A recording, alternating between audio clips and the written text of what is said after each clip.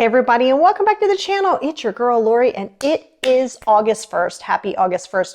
But this is going to pertain to any month. Okay, any month. And it's something that I do at the beginning of every month. And I wanted to share it with you because I was like, oh my gosh, hold on, let me fix this. Because I feel like, my head's cut off or something, right? That seems like a bad thing, right? There you go.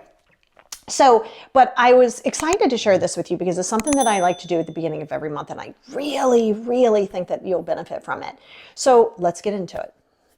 All right, so one of the first things that I do is I want you to look at the accomplishments that you did last month. So this is where, do you see my little pad? Like this guy comes with me everywhere. You guys know I'm the queen of journals. So I have the 5 journals, and then I have my little, I call it my everything pad. This is my little everything pad. I haven't really talked to you guys about that. It's just kind of what I do, but it is quite beneficial. So this little guy, actually my bestie gave it to me. It says, start the day with your goal in mind. But so I take this little guy everywhere I go at any part of the day, right? So throughout the month, I like to put down like, your to-do list and all of those things that we all do, right? And then at the end of the month or the beginning of this month, you go back and you look at the things that you actually accomplished, because you have accomplished something. Even if you're like, oh my God, I didn't get 90% of these things done. Doesn't matter. I want you to sit and enjoy the accomplishment. Say, boy, okay, that's good. Wow, I got that done. Okay, awesome. So that's going to be your first step. Really sit with it too and be appreciative of yourself for having accomplished those things, right? Because if you're not looking at what you've done, you're always going to be looking forward to the things that you still have to do. And that's great. It's goals. I hear you, but it can be overwhelming. And then it just seems like you're never accomplishing anything. So you don't want to do that. So that's number 1. Okay. So number 2 is on this little trusty handy dandy pad that you have is reevaluate your goals for this month. Like really don't just have your to-do list. We can all do that all day long. We'd have 60 of them. But out of those, which are the most important things that you really have to focus on? Because not everything is like a stage 5 emergency, right? There's things that you may desire to do, and there's things that you may need to do. So there's 2 different things in there. So you want to go through that and you want to say, okay, let me look at my list from last month, because inadvertently there's going to be dozens of things that you probably didn't get done last month. And you go through them and you go, okay, this, and I have like on my thing, can you see? You probably can't see, but it says important. It's my book stuff. It says important, so I know that this is like highly important. So I make sure that that's going to be at the top of the list. And you do at least 3 things, right? Try not to do more than that, because I'm telling you, I know you want to get a lot done. I know you want to get the house done. I know you want to eat better. I know you want to work out, blah, blah, blah. That just overwhelmed me thinking about your thoughts. It overwhelms me. So I know it overwhelms you. So it's about sitting in the space of being very real with yourself and saying, okay, listen, I can't do it all this month. As much as I'd like to, I just can't. It's just not possible. So you put 3 things, 5 maybe, I'll give you 5, okay, but 3 for sure. Don't go crazy here. And you write down what you want to accomplish, and then you're going to break that down. I have that episode 37, which I think is also on here on YouTube somewhere too, but it's on my podcast. And it tells you a lot about micro goals. And I am going to actually do an updated version, just kind of keep it to the top. But it's important because your micro goals, you can't just say, I want to clean the house. That's not going to be effective. No, you're going to clean 2 cabinets this month. That may be like, you might be like, what? Like, that's not the whole house. Yes, I know this. But if you overwhelm yourself, you're going to keep putting things off and procrastinating, and it's going to look overwhelming, and it's just not going to be your best friend, like not even in the least bit. So you want to go through and prioritize these things and then micro goal how you would like to accomplish them. Again, it's okay if you don't accomplish it, you will accomplish something. So next month, September 1 or whatever you're watching this, you're going to be doing the exact same thing, right? Oh, I accomplished this. Cool. What do I need to carry over? And some of those things that you think were urgent this month, you may be like, is that really a bigger deal? Because things are going to happen in generally that's going to kind of come up. And so when that happens, you just have to know, hey, things are going to happen. So things may need to be rearranged. So this is always reanalyzation. So number 1 is accomplishment.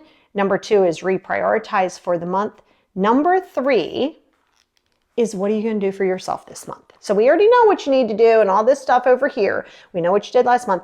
I am going to recommend that this month, 30 to 60 minutes every single day. That's right. 28 days if you're in February, 30 or 31 days. 20 or 25, 30 to 60 minutes just dedicated to yourself. And don't just put 30-minute me time. Well, what do you want to do in that time? Maybe you want to read a book. Maybe you want to try a new hobby. Maybe you want to just meditate. Maybe you want to just do nothing but go sit by the pool and have a glass of wine. Perfectly fine. But I want you to build it into your schedule. Don't make it some big random desire. I want you to literally schedule it. And if you're like, God, I'm so busy. Okay. How much time did you spend on socials this month? Good way of telling that is if you go to your screen time on your iPhone, and they actually have it on I run both ecosystems. So on the Galaxies, they also have like a screen time function that you can see how long you've been on there. I have a cap that I cap out my socials. I know it seems like I'm on social a lot. I do a lot of research and a lot of shooting content. I do spend hours on that. But as far as the scrolling itself, nah. I have a scheduler that I use. So sometimes if you see me at 3 o'clock post something on Instagram, that doesn't mean I'm not with a client. That doesn't mean I'm just sitting here on social media. I have a schedule to kind of go out that way. So it's so awesome because people, I'm still keeping a presence, but when it comes to my fun scroll time, I tend to lean more towards Pinterest because it's very motivating. I go on all of them, but I give myself a set amount of time, a slotted amount of time, and it's okay. So don't say you don't have time, because when you realize you do have time, you're just pushing things off and you're waiting to feel motivated. And motivation's not a real thing. That's a thing that we use to be like, and I've explained this to you every single morning, this morning included. I found 900 different reasons. So I was like, okay, I'm gonna lay here just a little bit longer. I mean, I could just go for a walk, or maybe, I don't know. Like I start negotiating with myself of why I can't do things. Literally, I'm like, get it together. I say very foul language to myself and to remind myself, get it together. And then I get up and I say, it doesn't matter how I feel like doing it. And then I feel better doing it. And I know I do.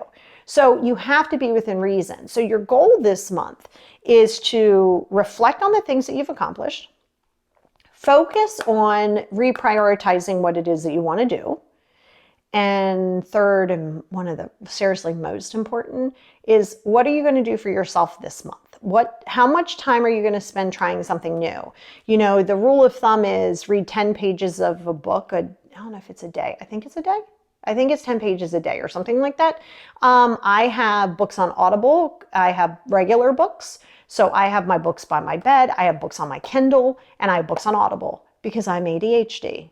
And one of those is just not, and I have different books going, right? So anytime my brain, I'm not just going to focus on one book because my brain doesn't work that way. It's like with crochet, I'm not just going to have one project going. I'm going to have 5 projects going because I need I know, you have to know where your strong suits are and then cater and help more of your weaker points. It's extremely helpful. So I know that I need 3 or 4 books going. So I have a couple Audibles going.